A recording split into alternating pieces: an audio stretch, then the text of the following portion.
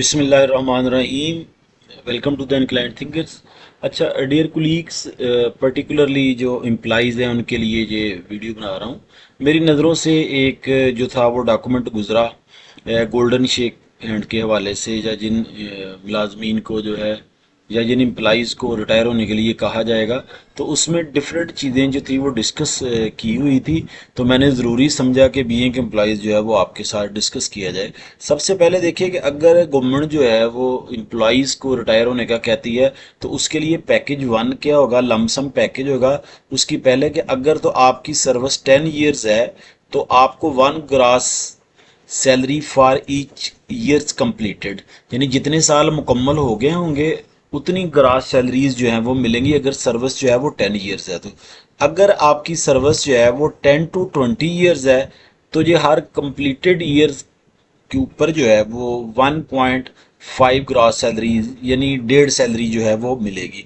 लेकिन अगर आपकी सर्विस जो है वो अबव 20 है, तो 2 ग्रॉस सैलरीज जो है वो फॉर ईच कंप्लीटेड ईयर्स जो है वो मिलेंगी। यानी अगर एक किसी की सर्विस जो है वो 10 ईयर्स है तो उसको 10 सैलरी मिलेंगी। अगर उसकी सर्विस जो है वो 15 ईयर्स है, तो उसको जो है वो सैलरी 15 × 5, यानी ये तकरीबन 17.5 सैलरीज जो हैं वो मिलेंगी, या जो भी कैलकुलेशन इसकी बनती है। अगर 20 ईयर्स 21 ईयर्स है तो 42 मिलेंगी। ये पहला पैकेज था। उसके बाद दूसरे की बात करें तो दूसरा है जी compensation pension gratuity detail annexure 3।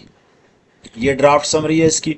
उसके लिए क्या था कि नंबर 1 है कि अगर आपकी सर्विस जो है वो लेस देन 5 ईयर्स है तो no benefit.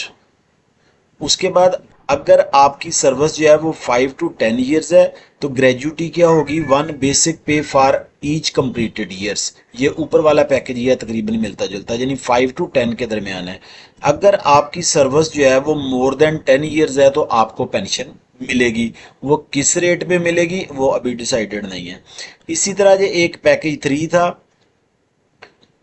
Options developed by the establishment division. Detail क्या है ये एनेक्सर 4 में है, और उसकी ड्राफ्ट समरी क्या है। नंबर वन क्या होगा, अगर सर्विस जो है वो 10 ईयर्स है या अप टू 10 ईयर्स है, तो 0.25 या फिर 0.5 grass salary for remaining months of the service, यानी जितने महीने जो है वो सर्विस कंप्लीट होने में रहेंगे उसको मल्टीप्लाई किया जाएगा या तो 0.25 के साथ या फिर 0.5 के साथ, जितने पैसे बनेंगे वो मिल जाएंगे। उसके बाद पैकेज 2 है 10 to 20 ईयर्स। अगर आपकी सर्विस है तो फिर दो पॉसिबिलिटी हो सकती हैं।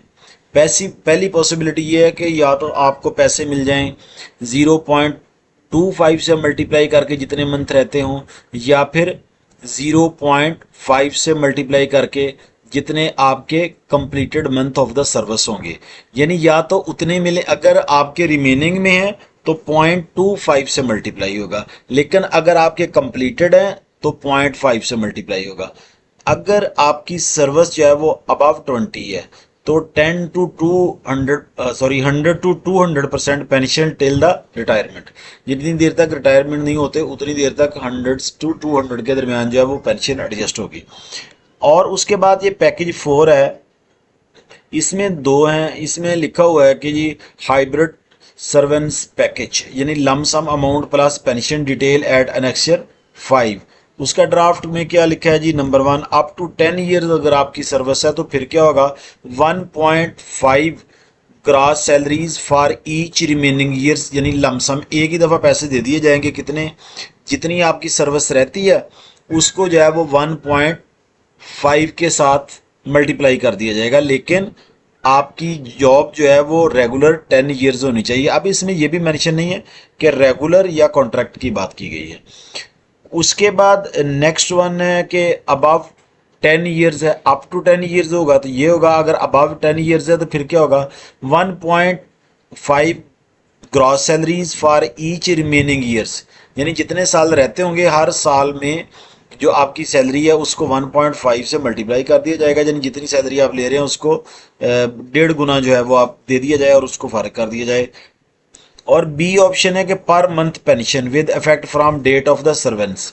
कि दूसरी बात यह है कि आपको जो है वो पेंशन दे दी जाए। ये नीचे लिखा हुआ है, पहले तो मैं परेशान था कि ये किस हवाले से है, तो ये तो नहीं पता चल सका। देखिए, finance division has recommended the hybrid package as at para 61(4) along with the following additional proposals at para 4 of the draft summary. Number 1, hybrid servants package at para 3 may be approved for the employees of the Pak PWD. The after mentioned servants package may be adopted for the future restructuring the initiative of the federal government.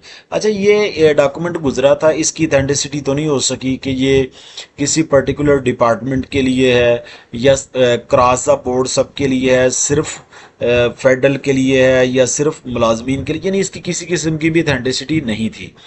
लेकिन ये एक बात थी, मैंने आपके साथ जो है वो शेयर कर दी है। मैं एंड पे फिर रिवाइज कर दूँ, इसकी ऑथेंटिसिटी कोई नहीं थी, ये डॉक्यूमेंट एक नज़र से गुजरा था और इसको मैंने सिर्फ इस बेस पे आपके साथ शेयर किया है कि इनमें पाक लिखा हुआ था। इसकी ऑथेंटिसिटी है या नहीं है, अल्लाह नोज बेटर, या फिर ये कुछ दिनों के बाद सामने आ जाएगा। Thank you very much. अल्लाह हाफिज़, अस्सलाम वालेकुम।